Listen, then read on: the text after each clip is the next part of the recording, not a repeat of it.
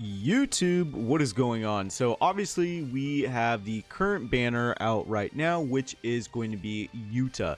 Now he has yet to reappear on JP, and quite frankly I think he is considered a limited time character given the fact that he is part of the Zero quote unquote collab, and he's around for about a month. So obviously, if you have not pulled him yet, I wish you the best of luck. Make sure you try to pull him. Obviously, it took me a stupid amount of cubes to get him, but I did end up getting him, so very happy about that. Also have him on a backup free-to-play account just in case I do want to, just go that 100% free-to-play route, but it's probably not going to happen, so it'll just be like a backup account in case something happens or whatever, right? So, obviously, now at this point, many people who have already pulled Yuta or who are hopefully close to pulling Yuta are considering the next couple banners. And obviously, many people have already talked about this, but I'm going to throw my hat in the ring because I also play JP as well, strictly free to play,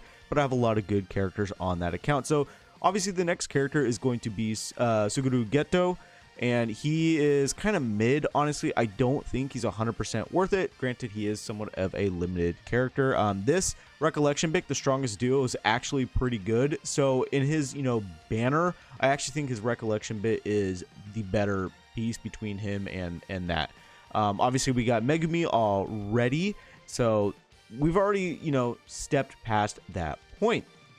For JP, the next actual character is going to be Agile Body Yuji.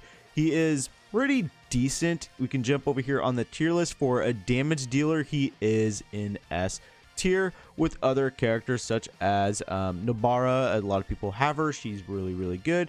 And Yuji is very decent. The second best Yuji in the game, behind only the anniversary Yuji, who is really, really busted and strong. I have him, and he's just really good. So after Yuji, we have a Recollection bit, and then we have Hollow Purple Gojo. Now, it's not 100% guaranteed, this schedule. Obviously, we saw that with the banner release. Release has obviously changed because of Megumi and with Yuta, so that aspect in itself is, something to keep in mind. Can they change that? Absolutely. And so we have to keep that in mind. And then so Hollow Purple Gojo, I'm sure a lot of people are already looking at and thinking, oh, I kind of want to get him. Understandably so. He's really, really strong. If we pull him up right over here, he has the same stipulation as the current Gojo, and that after I believe it is 5 or 7 turns, after 7 turns, he leaves. Right, that's the same thing that the current Gojo has, and it sucks. It's a downside of him. He is a green unit. He is it says debuffer, but he's really an attacker. He actually does a stupid amount of damage, as you can see here with his first kit being a taijutsu attack.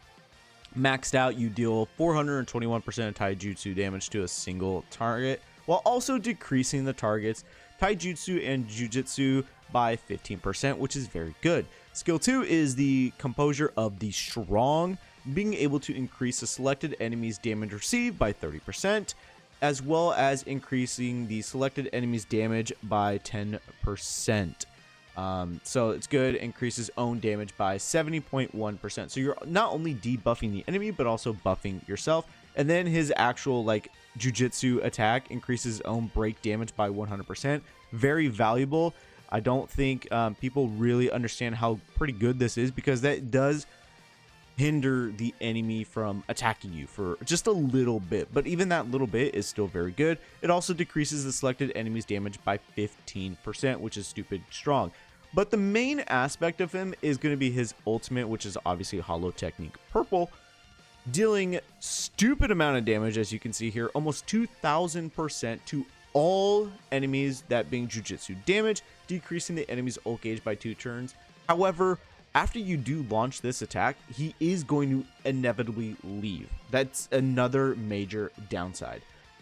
So after discussing him and looking at him, should you summon on his release, which give or take, if we go based off of the normal schedule that JP has had, He should be coming around, honestly, around Christmas time, which is kind of cool given the time frame, and also he could be there for New Year, so he could be a Christmas / New Year's unit.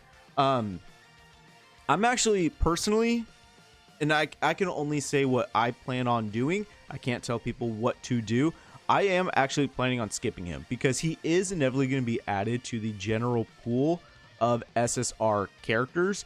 And now, while granted you aren't going to have that increased rate to pull him, the fact that you can get him on any other banner after his release is very, very strong and powerful.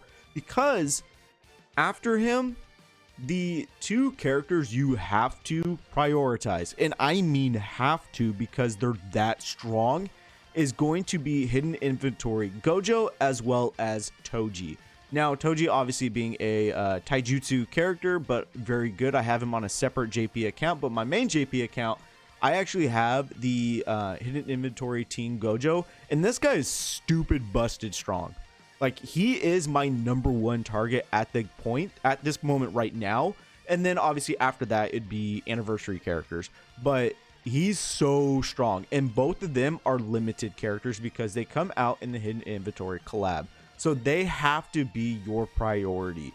Whether you want to pull Hollow Gojo is completely up to you. You know, that's your prerogative. That's your whole thing. Do what you want to do.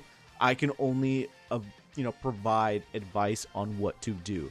But like I said, for me personally, I'm skipping him. I am saving right now for the half anniversary Hidden Inventory characters, that being Satoru Gojo as well as Toji Fushiguro.